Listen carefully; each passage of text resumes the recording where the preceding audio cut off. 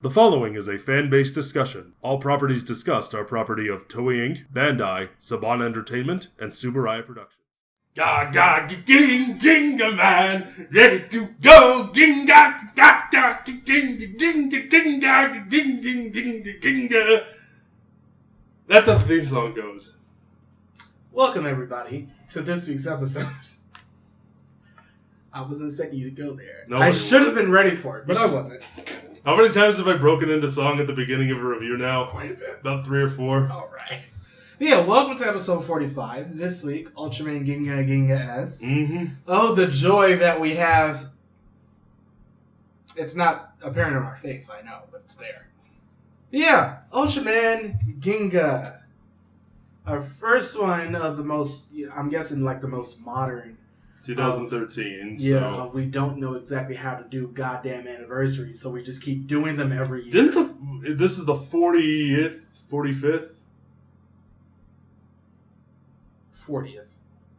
It's 63. Okay. Yeah, and then they made it. And it was like one of them, and they made it last 5 years. And now we're here. And now here we are. God damn it. Reviewing it. They just don't know how to do anniversaries anymore. Actually, no, this is the 45th one. Because they made the 45th anniversary last for 4 years. That was what it was. God damn that. But yeah, Ultraman Ginga. I was also incorrect. It says celebrates the 50th anniversary of the company. Ultraman's been since Subaraya Productions. Yeah. Been around for a while. We are not prepared for this because this one is a show. But yeah, let's go ahead and start off where we usually do. We're prepared. We watched it. We're just here. Yeah. Let's start off with the opening. I like it. The original Ginga opening is okay. They use it all the time. Always. It gets a little overplayed because it's the only insert song that they ever use. Always and only. Good God. I was quite familiar with it by the time we finished. It's true. I wish I could say the same. I just kept blinking it out. Mm. But yeah, the show itself. Ooh. Last week, when we were recording last week, Marcus, I don't know if you remember I told you this. The worst thing about this Toku show is the fact that it's a Toku show. It's true. If this were a show, just a straight J-drama, Ginga by itself, about a young man coming home to his hometown, reconnecting with childhood friends, working at his grandpa's shrine. If that's what this show were about, I probably would have been really into it.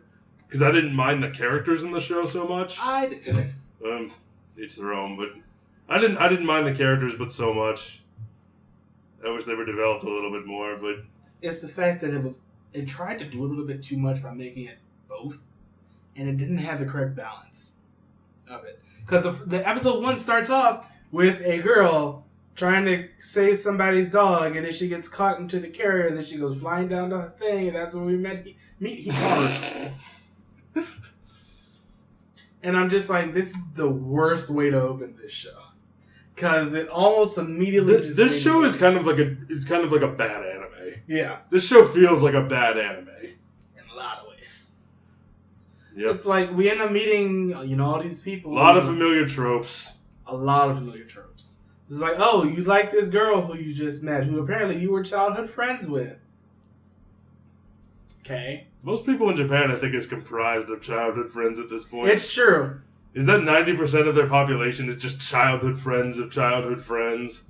And then they go their separate ways. And then they go back to this old school that should be demolished. And then it's just sitting there. That school is just sitting there. It does not look like a safe place. It's just like they're all like electricity and water is on and everything. But I'm just like, okay. And then we end up getting to meet his grandfather, who was apparently, the priest at a shrine that got exploded at the beginning from a meteorite fall. Because Hikaru was coming back from traveling the world the first time. It's just like, okay. In case you missed all of this, you probably blinked. Yeah, true. Because it happens very, very fast. It really... They throw a lot of exposition. That's another thing bad anime tend to do, is they'll just throw a lot of exposition at you, and just kind of vomit at you in the first couple minutes of the first episode. And it's just like, the spark doll. Hey, here's what's going on. Hope you like it. Bye. And it's just like, hey, the spark doll war happened. And then he turned Dark Lugia, turn everybody into spark dolls. And then Hey, By look, Spark Dolls, we mean amiibos. and look, here's Ultraman Taro here to explain. Here's all the Ultraman things. Taro as an amiibo here to explain everything. You getting this? Because his parents blocked him from getting turned into a doll the most, so he could keep his consciousness and stuff like that. And I'm just like, okay. Alright. Guess I'll have to roll with it then. Like, they did a lot better explaining in Mebius. Mebius did everything better. It really did! Mebius did a lot of things better. God damn it. I will say this, though. At least Ginga was short. True. And we ended up getting to meet two of his other high school friends. One whose name I don't remember, who was a photographer, and the other one whose voice... We have Hikaru, who becomes the Ultraman. He becomes Ginga. We have Misuzu, who is his childhood friend come love interest. We have Kenta, and we have Chigusa. I hated her. Chigusa? Her voice... Is it because her voice is stuck at permanent kawaii desune mode? It hurt me. I don't think that's what she actually sounds like, It probably isn't. I don't think so. I'm just like, why couldn't you give her... Because she's been in other things. I'm sure she has, but I'm just like, why wouldn't you give her, I don't know, a real voice? Because her voice hurt me. Like, I hated her almost to me. Like, she started talking, and I'm just like, shut the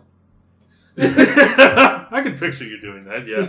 Just awful. I didn't mind her character so much, though. And then we ended up getting to meet Tomoya. Tomoya. Who was also at the... Here's the thing. They don't really explain why anybody really is at this school. No, because also they're the only 5 people there. Yeah. Aside from Grandpa and the other lady. Yeah.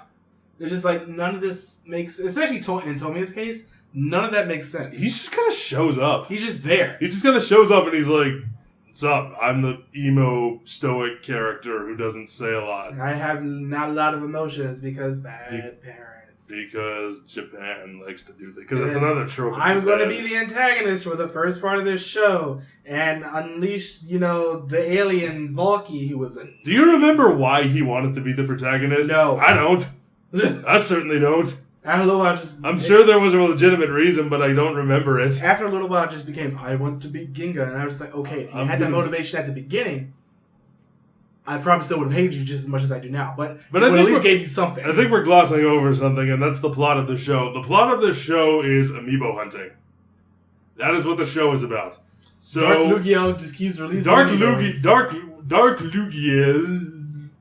Dark Lugia, collect them now at your local GameStop. Yes. Okay, so this... Gale of Darkness XD. Yes. So this guy, Dark Lugia... I'm just going to call him Lugia. Yeah. Lugia is... He's not a bad guy who has transformed all these past Ultraman monsters as well as Ultraman themselves into little doll action figures. Ultraman Ginga, or Hikaru I should say, has the device from his family shrine. Which he stole. He has the ability to scan them and he can turn into the monster or the Ultraman. One thing I really don't like about that... on its surface, that's actually a really cool idea. It's like Gokaiger, but with Ultraman, or Decade, but with Ultraman. And I really wish they didn't do it off of just the foot, though. Oh yeah, you don't like it because it's asymmetrical. Yeah, it's just that's right. It would have been alright if they inserted it into something or scanned it, but it's just the fact that it's just on one foot, it sort of bothers me. Yeah, it's a dagger and he sticks the foot on the tip of the dagger and then that's the thing is just how many takes did it take for you to get that right? Because I bet you kept missing because you're on this one little surface. Whoops, whoops, whoops, whoops. Come on. That's a gag reel I'd like to see. Just like... It's like in the Axel bloopers where he loses the guy, remember? And he's like... But yeah, it's just, this show doesn't do that. In the beginning, it's just like, hey, we're going to take these people who are not good people and give them spark dolls and transform them into monsters. Yeah, so we transform bad people into monsters. This happens with all of his friends, I think, at least once. Yeah. They all get turned into a monster. He beats up the monster. He gets the amiibo. I keep calling them amiibos because that's what they are. That's what he does. He scans them like amiibos. And yeah, he turns into things and then he fights things. Yeah. There's really let's talk about the Ginga suit. The Ginga suit's great. It's the fine. suit's fantastic. I love the suit. I really would, especially on some of the things they do later on in the show, I really wish they would have done more with things that they would not do until the next 2 seasons. But still. Well, I guess the next season after Ginga S. Yeah. Now, aside from collecting amiibos and fighting things, not a lot happens in this show. At all. I mean, there are Not some really. good parts where we end up getting to see him beat one of the monsters, one of the other Dark Ultras from Nexus. Yep. I can't remember which episode it is, but it involves them flying through the air and fighting in midair and everything. It's like, that's cool. That's something that Nexus did. Now I just want to go watch Nexus. No, I just want to go watch Nexus. And then we end up getting to see, like, Misuru's father just like, I'm also a bad guy. Because Tomi at this point is just like, I'm no longer a bad guy, but I don't really have any reason for why I'm not a bad guy. I'm on your side now, G9. We didn't really have a reason for why he was a good guy in the first place. Or a bad guy. What did you think of the robot he used? G9? Yeah. That's the brother of the one from the Ultraman Zero movie. Oh, is it? Yeah. Alright. That does nothing for this show. It doesn't, but it's a nice little bit of trivia, I guess. Yeah. I mean, like, no, it just doesn't help this show because we did not like that movie. Oh, that one. Yeah. I thought you meant the other one for a second. Talk about the bad one. Revenge of Belial. Yeah, that movie is... You know, then we end up having the whole thing where it's constantly him fighting monsters. There's this one episode where they have him fighting in a ring for some odd reason. It's stupid, and I don't like it. And then we end up finding out that the lady who was like the principal or high school teacher. Now, this is probably one of the most unintentionally funny things I've ever seen in a Toku show. So, the Shirai, I believe her name is, Kyoko Shirai. Yes. So she is being like taken over by a monster. By Lugia. By Lugia. And normally a scene like this, you would be like, oh no, it's a character that we like, except she's barely been in the show. We don't know anything about her, really. She has these comically large, like, rubber arms that she is just flailing around with. And doing interpretive dance. She's doing interpretive dance, just flailing around and making noises like a walrus with its nuts caught in a mousetrap. And it just goes on and on and on. It goes on for like 5 minutes. They stop it, and then she just starts up again. And then Lugia comes out and just like, okay, we're going to fight now. And Ginga's like, okay. And then they just end up fighting. You know, we end up getting to see, before this happens, we end up getting to see some of the Dark Ultras returning. Dark Ultraman, Dark Ultra 7, which Misuru's father turns into. Misuru is turning into a dark monster they don't want to. And they also try to fight as the 3-head monster, and that does nothing. And then we do end up getting to see before that Ultraman Tiga, Dark Tiga, which is, you know, something that was from the movie that we never watched. We really have to go back and just do the random Ultra movies, especially the Tiga. We've mentioned it before, but yeah. And yeah, it's just, there's this whole thing, and then we end up getting to fight Dark Lugia, and then they go up into the moon, and then they start singing. Singing works always. If you watch this week's Kyoryuger, singing works. Kyuranger. I was gonna say Kyoryuger was a couple years ago. There's a lot of cues. That was the movie. A lot of cues. That was the movie where singing that works. too.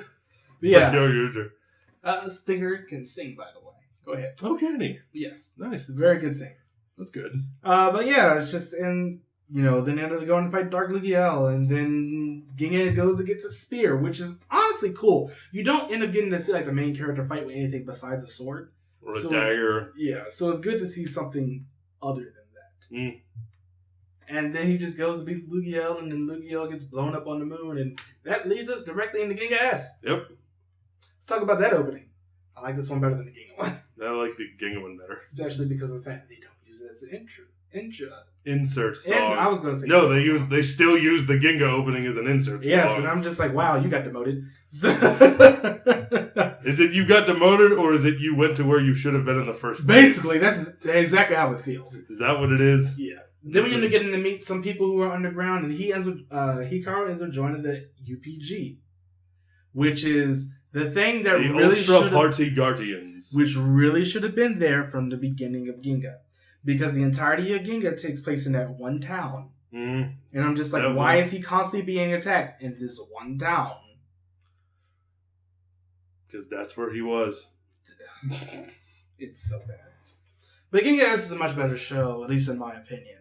We do end up getting to meet the Victorians, who are not, unfortunately, they are the race of underground humans that worship stones. Crystals. Well, that basically end up giving them life. So there is that. We end up getting to meet That Sho. seems like a legitimate reason. Yeah, in this case. But we meet Sho. Sho, who is our second Ultra for this show. Ultraman Victory. Victory! Love this suit. It's a great suit. Love this suit. Love the black and the red. Love the crown on it with the V and everything. It looks great. Very, very good suit. And the first couple episodes, we do end up getting to meet, the new villain who is a guy in a suit. He's a head in a suit, basically. I could not take him seriously. He was a cartoon character. He really he was a legitimate cartoon character that you would see on like Doraemon or something, or Big Bad Beetleborgs, or that. He's like a pile of ooze with a face in a jar on top of a mech suit. He's basically the head from the Fives movie. You know what? And he's trying to get a body. Like a real body. More or less. He's actually You know what it reminded me of? It reminded me of Dragon Ball Z. The one movie where World's Strongest. World's Strongest, where the thing that's essentially a head in a jar is trying to get a body with the World's Strongest. Yeah. This is basically what he was. Yeah. Except he was more... Except he was sillier. There's you can imagine that. Android 01. Yes. She also known as Mana. Later on in the series, yeah. She was apparently off of an old Ultra series of another robot who blew up. They basically just remade her into this character. Because they're all robots who blow up. Yes, at this point. Later on, we end up getting to meet another Dark General who is just like, I will never lose, and he loses every single time. You know something this show had that a lot of Ultramen don't? What? Minions. Yes! There were minions in the show. There were foot soldiers. And 01, she was originally from Ultra 7. Yes. That's what it was. Everything's from Ultra 7. But Zero's from Ultra 7. When 10, she creates minions that the UPG and everyone else fights, and it's so weird seeing that in an Ultra show. The lady who plays like the only lady on the UPG team that Hikaru is with, she's in Build now. Oh, is she? As the reporter. Oh, cool. And this past week, we learned she's a badass. In which is showed because she's an actual fighter in Ginga S. We see her fight multiple times. And then we finally get to see her fight and Build. And I didn't make that connection until somebody in the Kamen Rider Discord made that connection for me. Just like it's the same actress. I'm like, that's why she whooped their ass. Yeah, Yukari Taki. She was also in the Gavin movie. She was. And she was in the Axel movie as well. She was. I cannot wait till we get to review that movie because that movie is great. Yep. She was also in Ghost. Okay, we don't do that. But yeah, I liked her. I mean, good for her. She's working.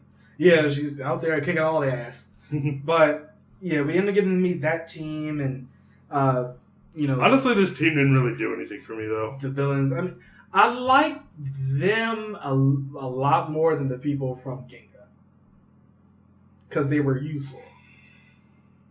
They legitimately were out there. The characters from Ginga were there to create drama for Hikaru. And or stupidity, but mostly drama for Hikaru. But in this one, they're just kind of there.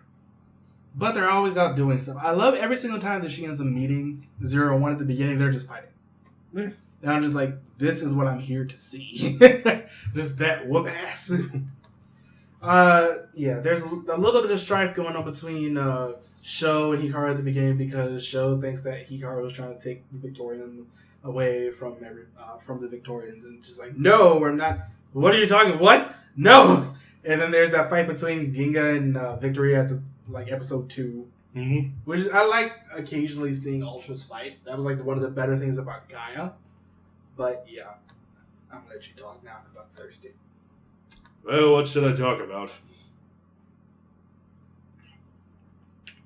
Nothing, I guess. You're doing great. I try. But yeah, it's just... Tomoya shows up in the show again. But he no longer has his robots. Yes. Because G9 left it at the end of Ginga. Yeah. But now he's a scientist working for the UPG. Yes. He's the only one who makes an actual returning character. Well, there's a couple others. I mean, yeah, but his 3 friends are back too, but in a much smaller capacity. They appear in 2 episodes max. We don't even. And it's mainly towards the end. And then Ginga ends up getting the thing that he can use the Showa Ultra's powers. Mm-hmm. I don't know what universe this place takes in. I think it has to be a separate universe than the M78 one. I think they actually mentioned that.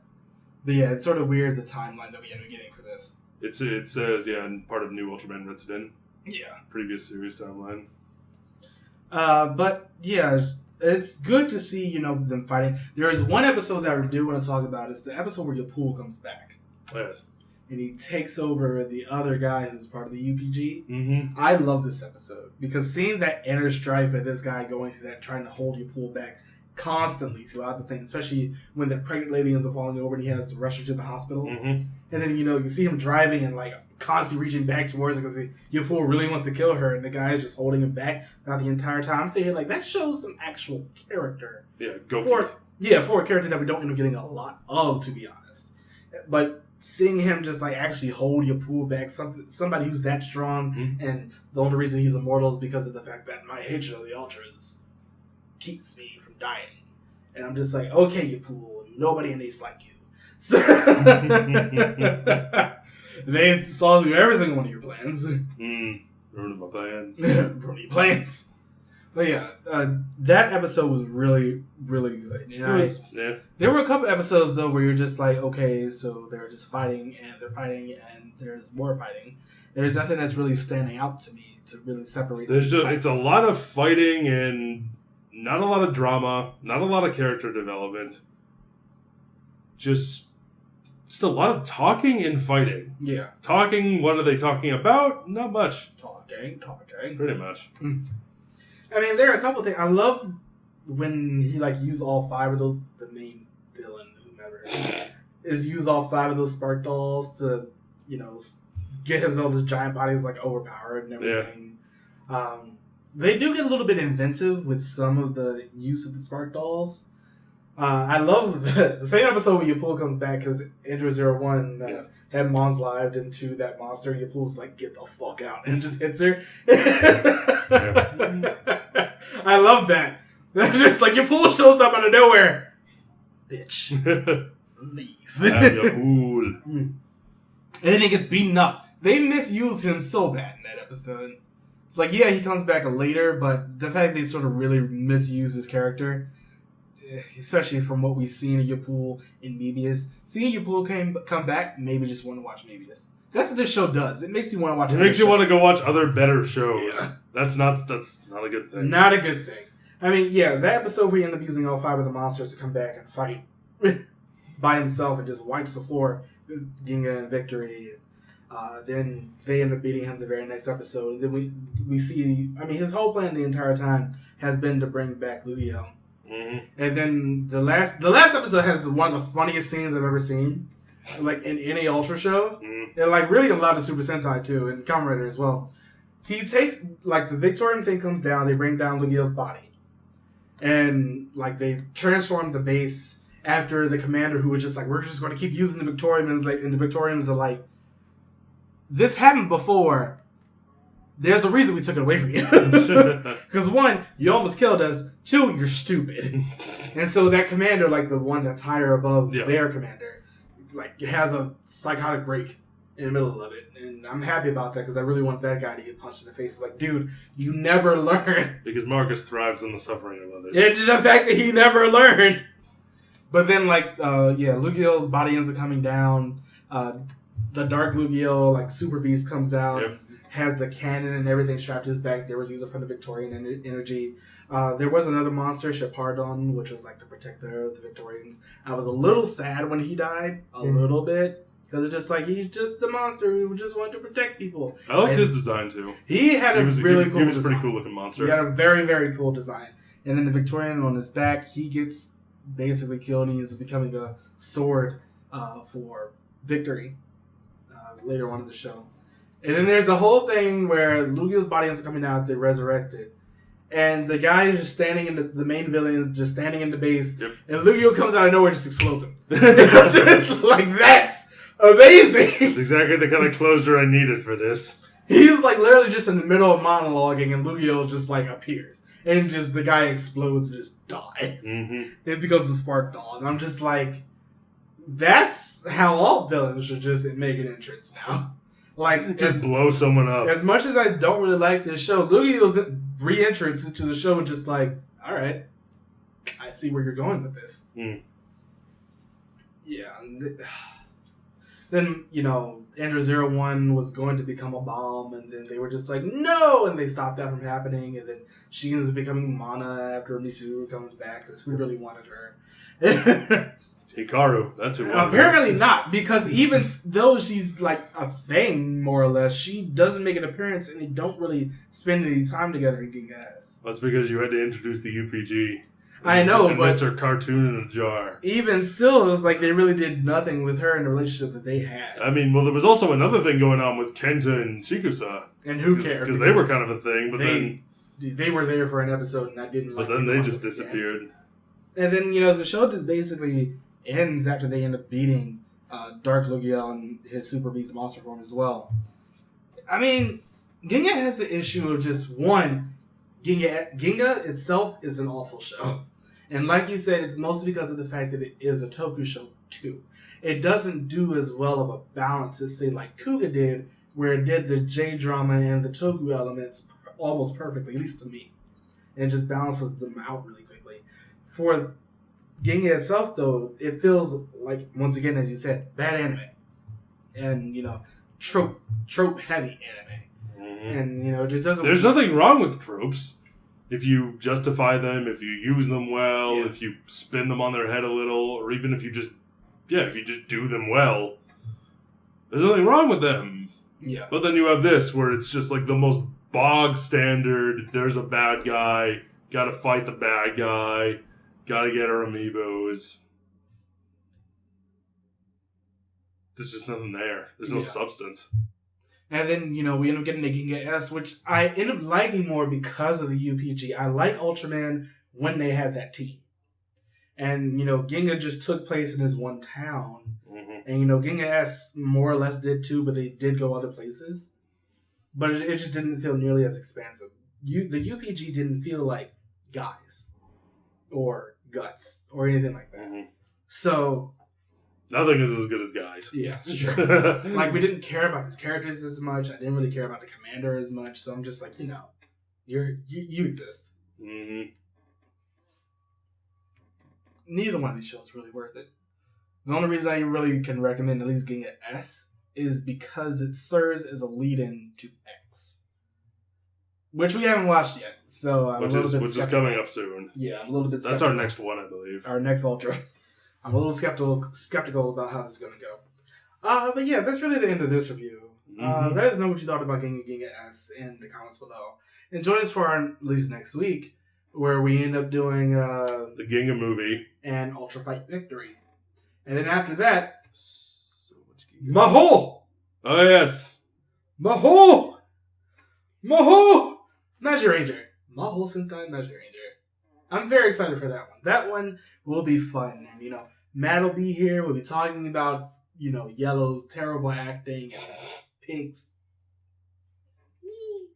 ness. You're welcome to use it as a thumbnail. So, but yeah. Let us know what you thought about these in the comments below. Join us on the Patreon, Facebook, Twitter, all in the comments below. And yeah, just... I'm not going to really suggest these at all. Like, at all. They're just not worth it. Hikaru's not... Right, we should talk about the show with the people. Hikaru, he wasn't that good. I think we can just stop there. However... Do we need to go on? I think we've said everything we need to say about the characters. There's only one other person to be Okay, who's that? And that's Sho. Sho was an edgelord. Sho. Yeah. But he felt a lot more like a much better main character than Hikaru did. I felt like because he had much more of a motivation than Hikaru did. He was just like, stop the people from getting the Victorian. Yeah. Sho, once again, he's just like, I don't want to trust anybody. But I felt a little bit more for him, especially the whole thing with Shepardon after Shepardon got killed. Mm-hmm. I felt a lot better, following him as a main character than I did about Hikaru, who just left such a bad taste in my mouth coming off of Ginga. But yeah, that's it. You got anything else to add? Nope. Alright. Join us next week for Ultra Fight Victory and the Ginga S movie. Mm-hmm. Bye, everybody.